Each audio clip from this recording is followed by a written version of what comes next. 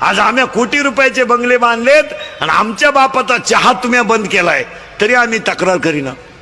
15 वर्षापूर्वी महिला मंडळ मुलीचा बाप मुलीला दिवाळीला जर न्यायला आला तर नवरदेवाकडची माणसं त्याला चहा देत नव्हती. याच्यातले जेवढे श्रीमंत माणसं बसलेत कीर्तनाला एकालाही घरी चहा नाही सकाळी. लाबाड बोलायचं नाही. हे चहा घरी पिते नाही. लय दरिद्री श्रीमंत माणसं लय हलकट. हे फक्त कडक कपड्यानं झाकून जातात नाही तर लय भांगार. हे फक्त मोठ्याच बनवून झाकून जात नाही ते घरी चहा नाही पिती. हे सकाळीच हाटेल पुढं आणि चहा काय मोठ्याचा पितात काही गरीबाचा सुताराचा गावंड्याचा जे इटाराचा जात्यात त्यांचा चहा पिते. अशी दरिद्री बसत त्या खुर्चीवर आणि मग ते सुतार गावंडी फुगीर राहते. ते 300 रुपये रोजाचे माणसं. दादा चहा घ्या द्या.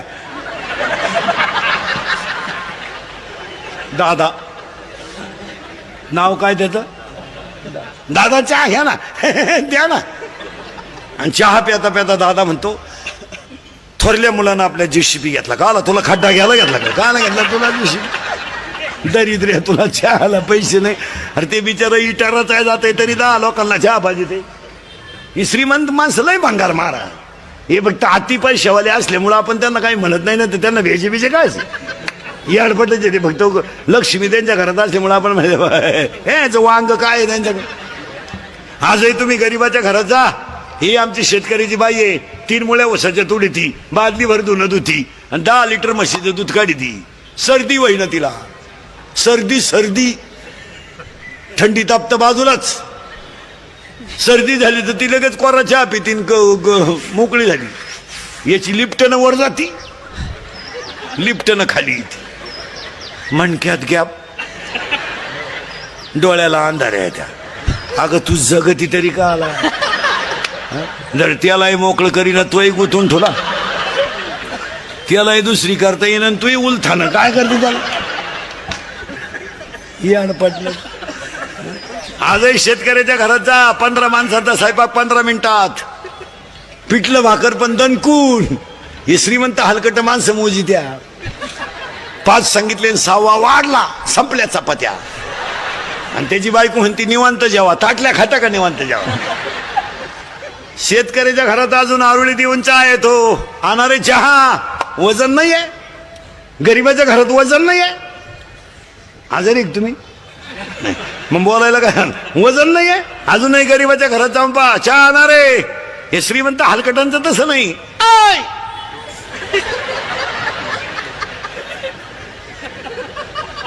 खिडकी जवळ जात अरे सांग ना 2-4 काय मुळ्यात दुखत होतं सांग 2-4. आणि मग ते मॉडेल येतं चहा घेऊन केस बिस मोकळे सोडेल गाऊन बिवून घालेल. बा बा बा बा बा बा बा बा बा. आपल्याला वाटतं जोडून आमुषा आणि काय ना आज जोडून.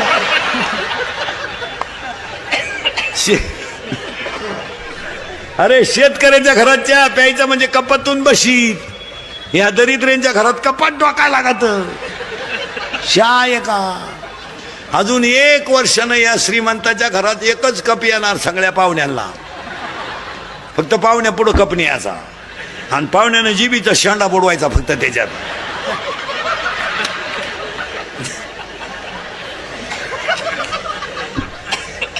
आणि मग ही श्रीमंत माणसं गमेंटीत जगात आहे मरती नाही.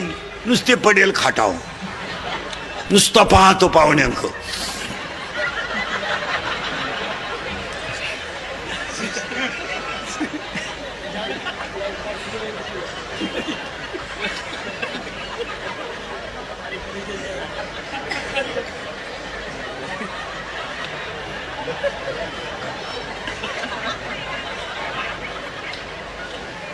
पाहुणे म्हणले चहा.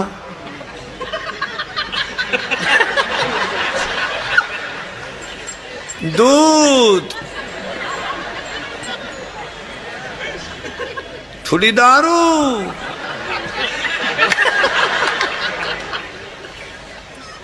मरती नाही आणि मेले तर यांना कावळा शिवत नाही.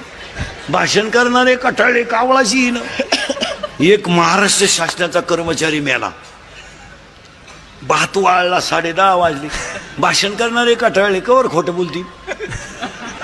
कारण नदीवरच्या दाव्याचं भाषण म्हणजे प्युअर खोटं भाषण. अहो कसाही मरू चांगलाच म्हणायची पाळी येते ना. तो येड सोडून मिळाला तरी आपण म्हणायचं त्यांचे आमचे जवळचे संबंध होते. आता काय करता. वाहिला बुद्वी दुःखाची केवळ वाहिला बुद्वी दुःखाची केवळ वाहिला बुद्वी दुःखाची केवळ वाहिला बुद्वी दुःखाची केवळ भोगले ते भाळा सचिदात भोगले ते भाळा सचिदात ठेविले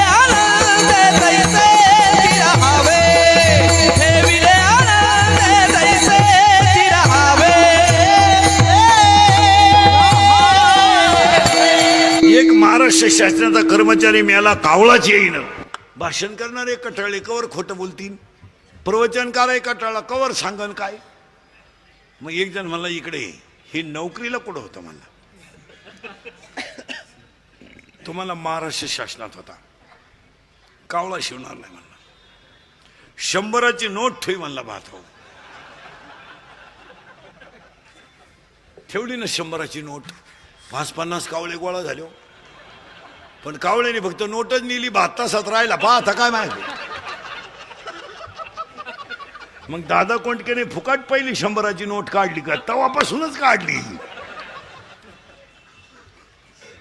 एक ही माणसं मरत नाहीत. मला गोष्ट नाही सांगायची. सरकारनं आणि आईबापाने मुली किती मोठं नेऊन ठेवल्या त्याचं सगळ्यात मोठं ज्वलंत उदाहरण अरे बाई. त्यांच्या वाढदिवसाला इंदुरीकडचं कीर्तन ठेवलं म्हणल्यावर त्या माणसाला 100 वर्ष ब्याव नाही. आपलं कीर्तन जर वास्तुशांतीला ठेवलं तर वर्षात 2रा बांगला होतो. ज्यांनी ठेवला असतील त्यांना अनुभव घ्या. जर दुकानच्या उद्घाटनाला ठेवलं तर वर्षात 2रं दुकान होतंय. जर वाढदिवसाला ठेवलं तर माणूस 100 वर्ष जगतोय. आणि जर लग्नाला ठेवलं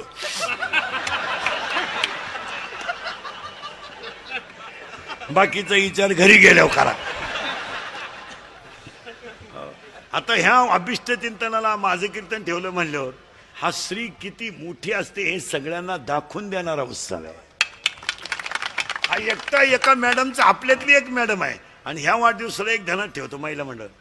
आपल्यातली एक स्त्री किती मोठी होऊ शकते हे त्याचं उदाहरण आहे. देव कोण नाही देत नाही काही. कोणी उठणं हे नाही. माईक तुटस्तवर भाषण करणारी माणसं आहेत.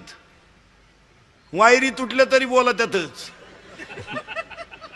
हो पण ह्या जगात स्वर्गीय श्री बाळासाहेब ठाकरे नंतर भाषणाची लकप कोणाला जमली नाही. नाही नाही नाही नाही नाही नाही. बाकी मरू द्या. तसे कपडे घालाल तुम्ही. तसे कपडे घालाल तुम्ही. दाढी राखाल तशी. पण ते पुन्हा होणे नाही. काय मत आहे तुमचं.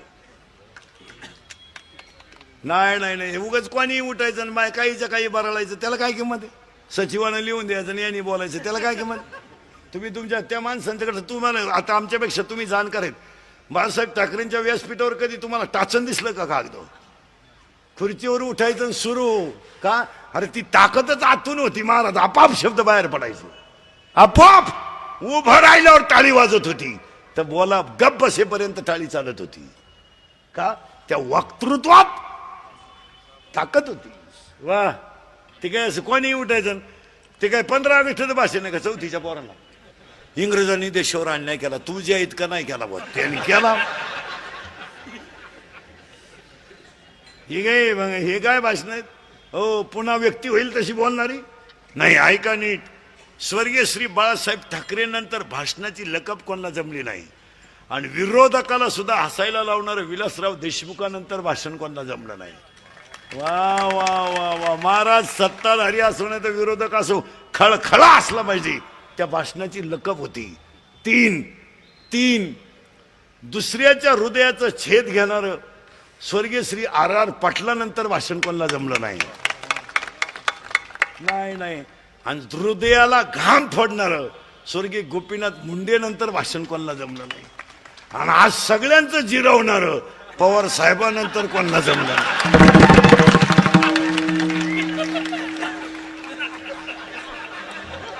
नाद खुला, नाद खुला.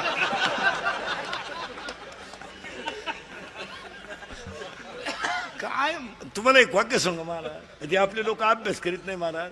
ही जी माणसं असतात ना महाराज, नगरसेवक साहेब मॅडमला सांगून देतो, ही जी माणसं असतात ना महाराज, ही इतरांच्या तुलनेत बुद्धीनं 10-10 वर्ष पुढे असतात. काल ज्यांची जयंती होती ते महात्मा ज्योतिबा फुले, शाहू महाराज, संभाजी महाराज, डॉक्टर बाबासाहेब आंबेडकर, सावित्रीबाई फुले, ही जी माणसं होती, बाळासाहेब ठाकरे, शरदचंद्रजी पवार, ही जी माणसं आहेत ना महाराज, ही आपल्या अभ्यासाच्या 10 वर्ष पुढे आहेत. आपल्या डोक्यात जेव्हा मराठी शाळा येते तेव्हा त्यांच्या डोक्यात इंग्लिश मिडियम येतं, आणि आपल्या डोक्यात इयर खांदायची येतं तेव्हा त्यांच्या डोक्यात ठिबक येते. आपण म्हणतो इयर खांदायला पाहिजे तेव्हा ते म्हणतात ठिबक केली पाहिजे. आपण म्हणतो इंग्लिश मिडियम काढलं पाहिजे तेव्हा ते म्हणते इंजिनिअरिंग काढलं पाहिजे. इतका त्यांचा आपल्या बुद्धीचा इतका फरक आहे की नाही. आणि ही 80 वर्षाची जी ताकद आहे ना, सगळ्या तरुण पोरांना सांगतो, ही 80 वर्षाची जी ताकद आहे ना, ही ताकद 18 वर्षाच्या पोराला लाजिते हो. 18 तरुण पोरांनी पवार साहेबांकडून एकच घ्यायचं महाराज, 80 वर्षात त्या माणसाकडे इतका उत्साह आहे. 80 अक्कल बंद होती माणसाची. 80 तुम्ही बुद्धिमान, तुम्ही हसण्यावारी गोष्टी नेऊ नका. त्या माणसाकडे वय 80 वर्ष आहे पण चैतन्य 28 आहे. महाराज कोण प्रवास करतं, काय बोलायच्या गोष्टी सोप्या आहे का. इथं 2 दिवस आळंदीला आला तर 3 दिवस उठला नाही. तकलीफ झाली, तकलीफ झाली, तकलीफ झाली. तुम्ही बारीक अभ्यास करा, तुम्ही मी. महाराज कष्ट आहे, आणि एसबीएनला फिरणं याच्यामध्ये कष्ट आहे, पण त्या माणसांच्या चेहऱ्यावर कधी माईकवर उभे राहिलो कष्ट जाणवत नाही हो. आपल्या सगळ्या तरुण पोरांनी तो पक्षभिक्षा मरू दे, त्याच्याशी काय आपल्याला घेणं नाही. आपला काय राजकारण हा आपला पिंड नाही. तुम्ही म्हणाले एकाच माणसाचा प्रचार करतो, बावळाटपण आहे हा. मी सगळ्या पक्षाचा निष्ठावंत कार्यकर्ता आहे. आपलं असं आहे, सगळ्यांना समान. ते राष्ट्रवादी, काँग्रेस आणि सेना आणि भाजप ते आपल्या बजेटमध्ये बसत नाही. ते तुमचं तुम्ही झक मारा तिकडे. आपण फक्त व्यक्तीच्या कर्तृत्वाला किंमत देणारा माणूस आहे, त्याच्या पक्षाला नाही. पक्षाला काय घेणं आपल्याला काय करत. बरं कोणी पक्ष काढला तर काय आमच्या पक्षाची तुलना होत असते का. तुम्ही किती पक्ष काढले